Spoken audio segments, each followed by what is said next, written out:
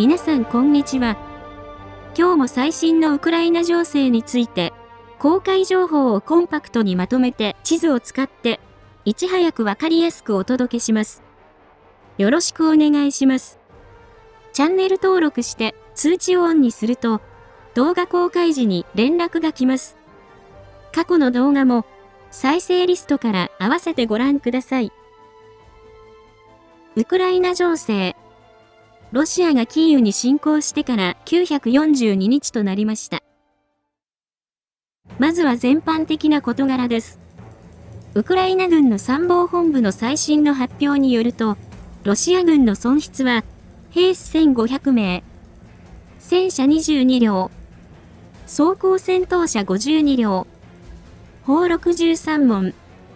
多連装ロケット2両、ドローン67機、その他車両76両となっています。戦線全体では、1日で217回の地上戦の報告がありました。ロシア軍はクルスクでの反撃作戦を間近にして、ウクライナ軍の戦力を分散させるため、そして、泥濘期入りを前にして、ロシア軍は小規模な攻撃を繰り返して攻勢を強め、兵士の損失は1500名、攻撃回数は200回を超えて増加しています。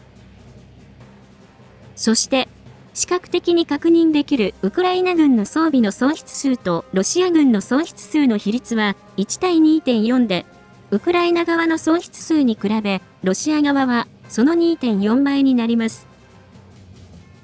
ロシア側の損失は装甲戦闘車、戦車、歩兵戦闘車が多く、戦車はほとんどが亀の子仕様となっていて、攻撃よりも車列の先頭を走らせて弾よけとして使っている場合が多く観察されます。反対にウクライナ側はピックアップ、民生用のバン、通信施設が目立ちます。ウクライナ情勢に関するニュースを厳選して簡単にお伝えします。YouTube のチャプター機能で必要なところを見ることもできます。1番目。昨日の動画で速報としてお伝えしましたが、ウクライナ軍参謀本部からの公式の声明などによると、クラスノダールのティホレツクにある兵器廠、弾薬工場、トベリのオクチャブリスキーにある兵器廠、モルキノにあるワグナーの大規模基地が攻撃され、いずれも大規模な火災、二次爆発が記録されました。ちなみに、トベリまでは750キロ、ティホレツクまでは350キロ離れています。トベリの兵器廠は、これも大爆発を起こしたトロペツの兵器廠のわずか16キロ南に位置します。そのうち、ティホレツクの兵器廠は、ロシアの三大弾薬庫の一つとされています。爆発当時、ちょうど弾薬を運ぶ列車が到着し、これも爆発したと考えられます。この列車は、北朝鮮のミサイルを運んでいたとされています。2000トン以上の弾薬が一度に爆発した模様で、衛星画像でも大きな火災が発生しているのがわかります。弾薬は野積みされているところも確認でき、この一連の爆発により、ロシア軍の兵隊は大幅に弱体化されたことは間違いないと思われます。2番目。チェチェン軍は機関銃を取り付けたテスラのサイバートラック2台を公開しました。映像では2台のサイバートラックが森林を走り抜けているところが確認できます。荷台には 12.7mm ブローニングが取り付けられ、ウクライナで活躍できる性能があることをアピールしています。チェチェンが所有するサイバートラックは、これで3両となりますが、チェチェンのカディロフはテレグラムで、イーロン・マスクから送られた1台目のサイバートラックが遠隔操作で機能が無効化されたと公表し、あまり親切ではないと述べました。3番目。ポリティコは、アメリカが月曜日に発表する3億7500万ドル相当の軍事援助パッケージの中に F16 用の中距離弾道弾 JSOW が含まれることを伝えています。JSOW はステルス性能がある中距離誘導爆弾で、高高度から投下した場合の射程は130キロですが、これだと撃墜される可能性があるため、実際には低空から投下することになり、その場合20キロ程度の射程になります。500キロの弾頭を搭載でき、154A 型はクラスター弾頭を搭載し、154C 型は要塞化された建物や地下施設を貫通する能力があります。ウクライナは射程370キロの長距離ミサイルのジャスムを求めていますが、長距離兵器は許可されないようです。それでは各地域の戦況です。戦況の変化のあるところを中心にお伝えします。その変化は大画面でフルスクリーン表示にしていただくと日付とともに追いかけることができます。説明にあたり海外での事件例があるのでルジアンやルシアン軍など YouTube 用に最適化した表現でお送りしますのでご了承ください。北東部クルスク方面、ハルキウ方面。8月6日にウクライナ軍がクルスクに侵攻してから46日となりました。クルスク方面。作戦に影響を与えるクルスクの天気は晴れ。最低気温9度、最高気温24度。今日の天気予報は晴れとなっています。次第に気温が下がり、その後天候が悪化していく季節になりました。この方面では、ルシアン軍の第2次奪還作戦が近いと言われる中、小規模な地上戦となっています。コレネボ方面。コレネボでは、戦況図に変更はありませんが、ウクライナ軍は、まだ市内に入っていないにもかかわらず、商店、ガソリンスタンド、薬局から一般の住宅はすべて破壊され、住民の目の前で略奪されているとの目撃情報が多数あります。しかし、占領軍に関する情報を公開すると投獄される可能性があり、住民の不満が高まっているとの情報があります。マラヤロクニャ方面。この方面では、ウクライナ軍が占領地を増やしました。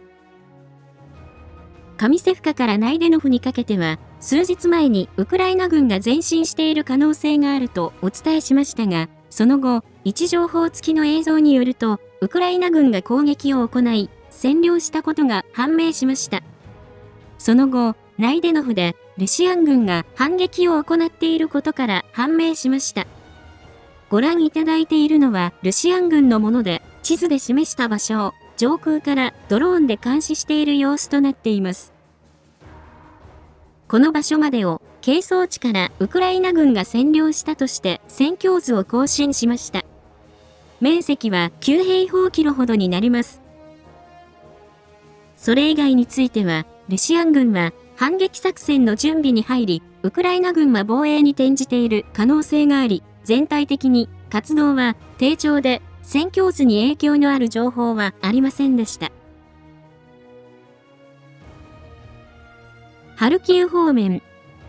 この方面では3回の地上戦の報告があり、フリボケ、ボフチャンスクで双方が攻撃を行っています。フリボケ方面。フリボケの西の住宅地では、位置情報付きの映像によると、ルジアンが住宅地に取り付いて前進しました。ご覧いただいているのは、ウクライナ軍の第92機械化旅団のもので、地図で示した場所で作戦行動を行っている一連の映像の一部となっています。この場所を、係争地から一部ルシアン軍が占領したとして戦況図を更新しました。ボフチャンスク方面。この方面で、ルシアン軍の攻撃は成果がありませんでしたが、市街地後方の飛行場の近くでは、森の妖精が現れて、ルジアンたちに光の雨を降らして消えていきました。ご覧いただいているのは、地図で示した場所の様子となっています。戦況図に変更はありません。北東部ルハンスク州方面。東部チャシフヤール方面。クピャンスクからチャシフヤール方面の戦況についてお伝えします。この方面でルジアンは、クピャンスク方面で19回、スバトベクレミンナ戦で10回、シベルスク周辺は少なくとも1回、チャシフヤール周辺で9回、トレツクの方向にも9回攻撃を行いました。スバトベクレミンナ戦。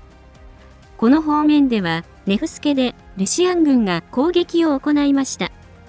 位置情報付きの映像によると、ウクライナ軍はすでにネフスケから撤退し、ドローンによる監視に切り替えている可能性があります。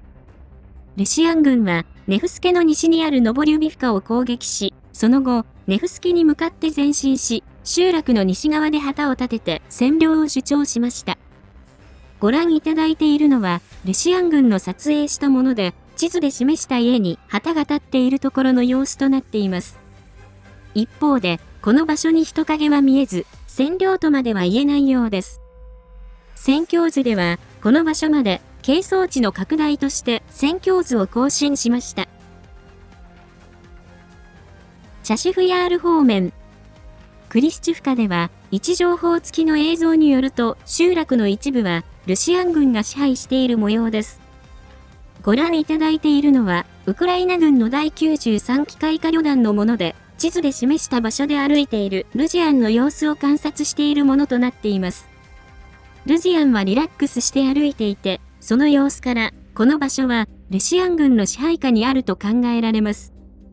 戦況図では、この場所までルシアン軍が占領したとして戦況図を更新しました。トレツク方面。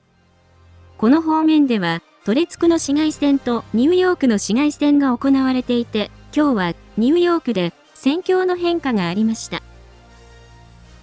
1番目。ニューヨークの北東では、位置情報付きの映像によると、ウクライナ軍は地図の場所で戦車を配置して防衛を行っていることから、この場所はウクライナ軍の支配地であることが確認できます。ご覧いただいているのは、ウクライナ軍の P80BVM 戦車を修理して投入している様子となっています。この場所は係争地としていましたが、交差点の北西は、ウクライナ軍が奪還したとして戦況図を更新しました。2番目。また、ニューヨークの市街地の北では、位置情報付きの映像によると、ルシアン軍が攻撃し、BMP 歩兵戦闘車が地図で示したところまで前進して破壊されたことから、この付近が最前線となっていることがわかります。ご覧いただいているのは、おそらくウクライナ側の撮影したもので、地図の場所で被弾しながらも前進して歩兵を下ろす BMP 歩兵戦闘車の様子の一部となっています。この場所は、10日ほど前にウクライナ軍が押し返したところでしたが、手前までをルシアン軍が占領したとして戦況図を更新しました。3番目。さらに、レオニディフカの西では、位置情報付きの映像によると、ルシアン軍の一部の車両は、地図で示したところまで到達して帰還していることから、この場所で地上戦となっていることがわかります。ご覧いただいているのは、該当する場所の様子となっています。これまで、ニューヨークでは、一部をウクライナ軍が奪還した情報があり、その後ルシアン軍が再占領したとの情報がありました。今回ルジアン軍は、クリビトリツ川の南側を進み、ネリピウカを越えてレオニディフカまで到達したことが判明しましたので、この手前までをルシアン軍が占領したとして戦況図を更新しました。面積は6平方キロほどになります。南東部ドネツク州ポクロフスク、クラホフブレミフカ方面の戦況についてお伝えします。この方面でルジアンは、ポクロフスク方面で36回、クラホフ方面では21回、ブレミフカ方面で18回攻撃を行いました。ポクロフスク方面。この方面で、ルジアンは小規模な突撃を繰り返して、数でウクライナ軍を圧倒しようとしています。しかし、ルジアンの攻撃はウクライナ軍が撃退し、戦況図に変更のある情報はありませんでした。クラホフ方面。この方面で、ルジアンはマクシミリアニウカで大規模な攻撃を行うと同時に、ホストレの西に回り込んで攻撃を行い、その間にある部分を包囲しようとしているか、すでに包囲した可能性があります。1番目。ホストレとクラスノホリフカの間にあるルシアン軍は、地図で示した場所でサーモバリック爆弾を投射して、この場所を実質的に支配下に置いた可能性があります。ご覧いただいているのはルシアン軍のもので、地地図で示した場所の様子となっています。2番目。また、未確認の複数の情報では、ルシアン軍は、少数の部隊が、ホストレの南を抜けて町の西にある刑務所を襲撃し、占領した可能性があり、宣教図では、その範囲を、係争地として宣教図を更新しました。3番目。また、その南のマクシミリアニウカでは、位置情報付きの映像によると、ルジアンが52両の大規模な車列を組んで攻撃を行い、この攻撃はウクライナ軍が応戦しました。その結果、ルシアン軍は戦車と歩兵戦闘車8両、装甲戦闘車4両、装甲兵員輸送車1両、オートバイ1両が破壊され、歩兵戦闘車4両が損傷して撤退しました。ご覧いただいているのは、ウクライナ軍の第46エアモバイル旅団のもので、地図で示した場所の様子となっています。こちらは、宣教図に変更はありません。ホストレとマクシミリャニフカは、地図上では近い距離にありますが、この2つの町の間には川があって分断されています。マクシミリャニフカには、ウクライナ軍の第46エアモバイル旅団がいて、ルシアン軍の大規模な攻撃に対処していますが、ホストレは防衛が手薄となっていて、ルジアンはここをついて大きな戦果を得ようとしている可能性があります。ブレミフカ方面。プレチスティフカの北東では、位置情報付きの映像によると、ルジアンは攻撃を行い、恣意的な行動をとりました。ご覧いただいているのは、ルシアン軍の第5戦車旅団のもので、地図で示した場所で前進するルシアン軍の車列となっています。この範囲を、係争地の拡大として宣教図を更新しました。それ以外のボジャネ、ブフレダールでは、ルシアン軍の攻撃はウクライナ軍が撃退し、宣教図に影響のある情報はありませんでした。南部ザポリージャ州、南部ヘルソン州。この方面で、ルジアンはザポリージャ方面で昨日と同じ6回、ドニプロ川の三角巣地帯で3回攻撃を行いましたが、これらの攻撃はウクライナ軍が撃退し、宣教図に変更はありませんでした。今日は以上です。宣教の分析やニュースの感想、最新情報など、ぜひコメント欄にお寄せください。最後に、視聴者様にお願いがあります。このチャンネルにはサブチャンネルがあります。また、関連するツイッター、ノート、テレグラム、ニコニコ動画があります。普段は、このチャンネルで発信していますが、他の例を見ますと、何かあった時は、これらのメディアで視聴者様にお知らせすることがあるかもしれませんので、ぜひ、どれか一つでもチャンネル登録、フォローの方をお願いします。リンクは概要欄にあります。ご視聴いただきありがとうございました。